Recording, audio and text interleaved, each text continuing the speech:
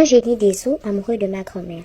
Ma mamie vivait près des lacs avec son époux, traversait régulièrement ces étendues d'eau pour se rendre au champ, que ce soit seule ou accompagnée de son mari. Un jour, elle est tombée gravement malade, à tel point qu'il a fallu la transférer à Lambaréné, une ville dans l'intérieur du pays, au Gabon. Face à l'absence de solution médicale, on l'a finalement emmenée consulter un ganga. Celui-ci a révélé que la cause de ses maux était un génie amoureux, qui a fini par la coller. D'après le guérisseur, le seul moyen pour ma mamie de retrouver la santé était de donner à ce génie une case hors de la maison au sein de laquelle il allait dorénavant vivre pour être près de sa dulcinée. La santé n'a pas de prix et mes grands-parents ont accepté. Il y avait dorénavant une pièce à l'écart de la maison familiale qui lui a été dédiée où une lampe restait constamment allumée. Soulignons également qu'il pouvait arriver d'entendre ma mamie parler seule dans sa chambre. Peut-être parlait-elle avec le génie. Lorsque les enfants partaient en vacances au campement familial, mamie les prévenait que quiconque tenterait de sortir en vampire la nuit tomberait malade. Un de mes oncles d'ailleurs en a payé les frais. Aujourd'hui, ma mamie est décédée,